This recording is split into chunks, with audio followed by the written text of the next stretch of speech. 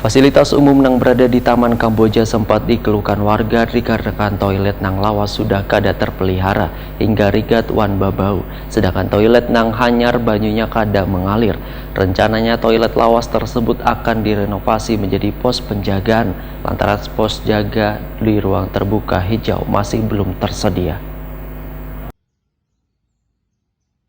Fasilitas umum yang berada di Taman Kamboja, Jalan Anang Adenansi, Kelurahan Ketak Baru Ulu, Banjarmasin Tengah, sempat dikeluhkan warga dikarenakan toilet nang lawas sudah kada terpelihara hingga rigat wan babau. Sedangkan toilet nang hanyar banyunya kada mengalir.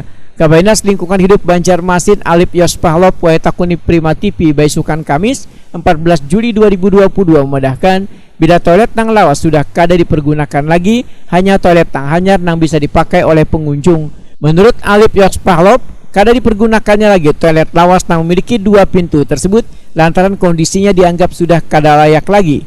Rencananya toilet lawas tersebut akan direnovasi menjadi pos penjagaan lantaran pos jaga di ruang terbuka hijau tersebut masih belum tersedia.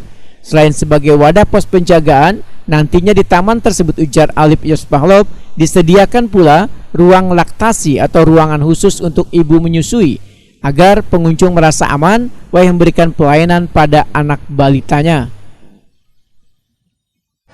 Memang itu kada kami gunakan lagi, ada bangun toilet yang baru itu, dan toilet yang lama itu karena memang sudah kada layak lagi untuk dipakai, dan itu rencana di perubahan kami akan buat untuk pos jaga di sana, karena selama ini kan pos jaga untuk di Kamboja belum ada, Bu.